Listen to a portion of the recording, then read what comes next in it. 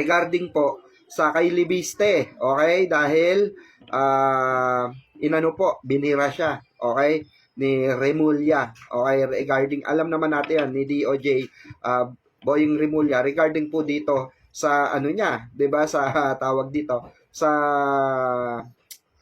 katarantaduan na ginawa ni Libiste, 'di ba? Sa pagbebenta niya nung prangkisa o yung tawag dito, yung anong tawag doon, solar, 'di ba? O, solar project na inaprubahan ng ating Congress, 'di ba?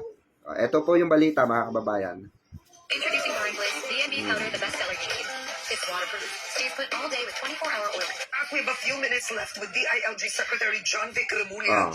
Batangas Representative Leandro Leviste has described the situation of the country now as, I'll read it, de facto martial law, saying while there is no formal declaration, the situation is felt on the ground through fear and the silencing of dissent.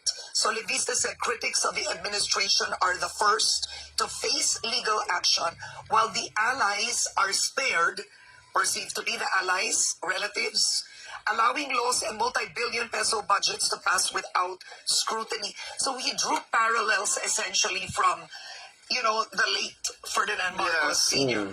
That's a red herring. Okay. That's a red herring.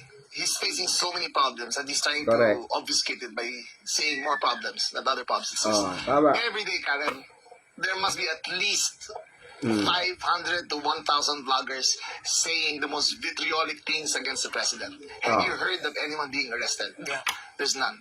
Nag-rally sila sa Menjola, pinagbabato yung mga pulis. Diba? Inarestan namin yung kailangan arestuin. Pero yung mga bata, pinakawala namin yan. May pinatay pa? Wala. Correct. EJK down, there's none. Correct. Hindi kagaya kay Digong yun, mga kababayan, 'di ba? Ititibwang ka, palihim pa, tataniman ka pa, 'di ba? Etong pamumuno ng ating mahal na Pangulong si PBBM, mag-rally ka diyan, walang problema basta nasa maayos, 'di ba? Hindi ka nanggugulo, hindi katarantaduan ang ginagawa mo diyan, okay lang. Pero nung panahon ni Digongyo, kung ganito yung mangyayari, kasi mga war freak ito eh. 'Di ba? Mabait lang talaga ang ating mahal na Pangulo kung tutusin. Ako, kung sa iba yan, mga kababayan, pupuntahan na yan sa kanilang pamilya. Baka kung si Digong yan, paggawa niyan, papuntahan sa bahay nila, yung mga, kunin yung mga aresto yung lahat, kunin yung pamilya, papuntahin dun sa bahay, di ba? At baka i-salvage pa yung mga yan. But so there's no such thing. He has to face his problems. Stop creating other problems, saying that there are other problems. Instead, face your own. Correct. He has a mountain of problems ahead of him. He's selling that franchise, selling whatever that he sold. Although he didn't sell the franchise. For whatever he did do, di ba? Niloko niya yung gobyerno eh. Correct. Niloko niya yung gobyerno. Ang Hindi lang. plano niyang niloloko ngayon. Actually, hindi lang ang gobyerno. Oo, hindi lang gobyerno, secretary. Okay? Ang niloko niya, major na niloko niya, okay, dito, ang taong bayan na dapat makikinabang doon sa solar power na yon, 'di ba, mga kababayan? So, harapin na lang problema niya. Kakasuhan ba si Leviste? I think so. May fine na siya ng 24 billion sa DOE. I think the ombudsman has publicly stated na kakasuhan niya rin. Publicly na sinabi niya. But privately, we haven't talked about it. Pero harapin niya problema niya.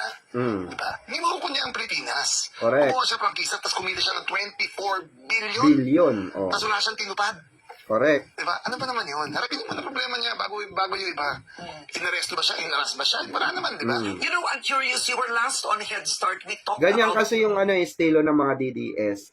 Papakita na nasa silent, kesyo gagawa ng ingay na nasa martial law na tayo, silent martial law na, kasi inaaresto yung mga anong gusto nyo, puta, anong gusto nyo, ano lang, di ba, winawalang yan nyo na yung gobyerno, winawalang yan nyo na yung mga nagtatrabaho, gusto nyo kayo di ba, batikos ng batikos, di kayo nagtatrabaho, di ba, sayang naman yung pinapasahod sa inyo. Diba?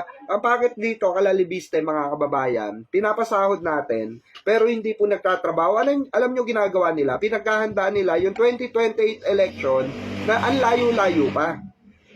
Diba? Propaganda na agad yung ginagawa ng mga tarantadong minuminuto na ito. Itong mga ulupong na naan dyan sa Kongreso na kagaya ni Libiste na wala naman talaga bilang kung tutuusin, no, kagaya ni Kiko Barsaga na walang na walang bilang kung tutuusin diyan sa Kongreso. Na wala naman silang ginawa. Ano bang ginawa nila? Puta, sayang lang yung pasahod natin diyan eh. The Cabral files. Well, the death.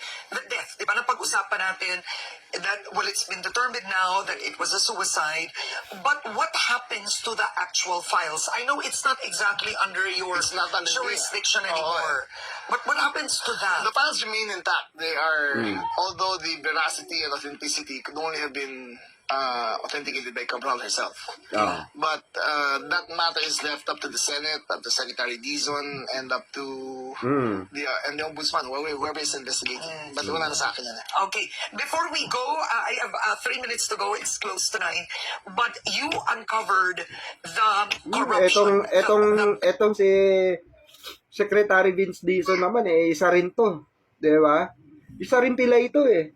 Isa rin pilay. No, isa ring may kinikilingan. Biruin nyo tinatabla yung mga karapat dapat imbestigante na napakalalaki. Tulad ng mga Duterte, ayaw niya imbestigahan, 'di ba?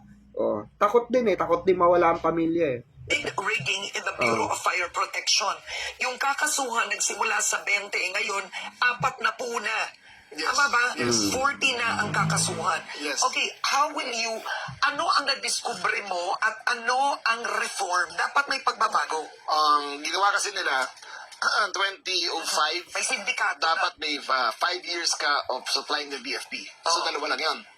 Pagdating ng 2015, dapat may 15 years ka. So, dalawa lang yun. 2020, dapat may 20 years ka na experience. So, the entire 20 years of BFP, ang lahat ng Bids and Awards Committee rigged the entire system para dalawa lang ang makinabang. Kaya may gana silang puntahan ako at oferan ako ng 1.5 billion per truck kasi dalawa lang ang nananalo. There's no competition. Sino ang nag-offer sa'yo? Kaibigan ng ngayon na BFP. Parang kana kami niya, lumapit sa kana kami ko. Not you personally. Because if it's you personally, Susutukin ko yun. you could have arrested them. Yes. Lumapit sa kaibigan ko, yung kaibigan niya. Sabi kasi may 1.5 billion siya kada truck. We buy 400 trucks a year Wait, 1.5 million per truck. million pesos per truck. Yes. So at 400 trucks a That's year, 600 million. Grabe ang bidrigya. Maliban pa sa fire inspection fees. Oh. Tanong mo lahat ng kaibigan mo ng negosyo. Lahat yan umaangal. Hindi mo re-release ang business permit nila kung mga fire inspection fee. Bumili muna kayo ng sprinkler. Bumili muna kayo ng bagong fire extinguisher. May building kayo. Bawal yan. Kontratan muna yung sprinkler, kontrata ng sprinkler sa amin muna. Tama na yan. Kawawa negosyante. Ang negosyante nagbibigay ng trabaho sa tao. Yung pera kinukuha nila, nakaw nila yun. Nakaw. Correct. So what happens now? What reform did you take? Well, ngayon naka-body cam sa lahat ng mga inspectors. Mag-feedback kayo kung mag-feedback kayo kung pumunta sa inyo na wala silang body cam. May script sila. Kami po yung taga-BFP. Kami po ay nandito para mag-inspection lang. Ayan, Bawal po kami magbenta ng fire extinguisher. Bawal po kami kontrata ng sprinkler. Then papakita niya kung ano man nakita niya. Tapos sabihin niya, ito po ang nakita violations. Wala nakita. Mamayang hapon po makukuha niya na. Paano yung mga taga-BFP, tinanggal mo na yung sindikato? Kakasuhan na 4 na po. Oh. But what about the culture? Alam nga naman yung... Ito nga it starts from the bottom Hanggang recruitment, may singil sila ng 500,000 para makapasok na ng BFP. Are you Grabe, serious? no? Serious. Tanong mo sa lahat ng mga... But where will they get the money? Papautangin sila. Tapos babayaran sila habang nag-servisyo.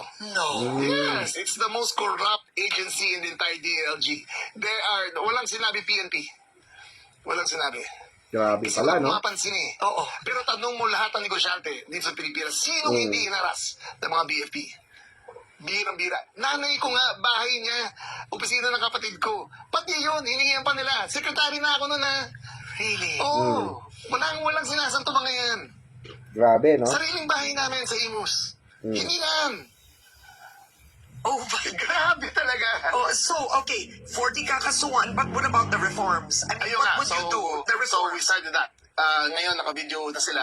Yeah. May accountability sila. Oh, and the rigging. Yung No, the rigging, rigs. tapos na yan. Matatapos namin. Open bidding na namin eh. Okay. Tapos yung DALG now would do a customer satisfaction survey after they Yun. Diba? go for the inspection. A week later, pupunta ang DALG. Titignan ko ano nangyari. Kasi pwede naman pagtanggal ng camera, pag uwi doon, pupunta rin. Oh, ito gawin ito. Yeah. So may customer satisfaction survey kami para makita kung may nangyari o hindi. Okay. Sa Pilipinas, habang kaya ka iisahan ka talaga. So, Oo. dapat unahan mo sila eh. Kung paano Hindi, sila totoo mag-isip, yun. dapat isipin mo na. So, yun ang ginagawa natin. Totoo yung mga kababayan, kung ang magnanakaw, gagawa ng kapamaraanan yan para makapagnakaw, mga kababayan. For sure yan. Gagawa ng paraan yan para mga makapagnakaw yung mga hindot na yan. Di ba? Kaya ito, maganda itong Secretary Remulla regarding dyan sa body cam. Then, naka-set up na sila na kung sakali, no, na bago tanggalin yung body cam, may certain inspection, okay, na gagawin. 'Di ba? Grabe kasi talaga talamakang diyan, 'di ba? Talamakang tawag dito, ang corruption talaga. Kahit saan po, no, kahit saang mga ahensya, nandiyan ang corruption. Dahil bakit po? Ang Pilipino kasi, Pilipino yan eh.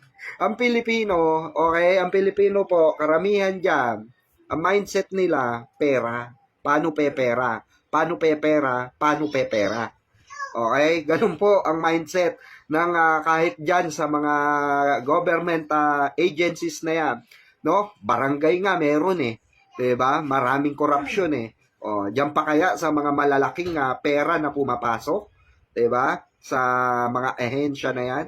Okay? So, ayun mga kababayan, anuhin po natin ito, tutukan natin itong mga korupsyon na nangyayari sa ating bansa. Huwag po tayo magbulag-bulagan sa mga ganitong senaryo, no? Ang kailangan po natin is reform or tamang reforma. Pegador, wala kang gawa.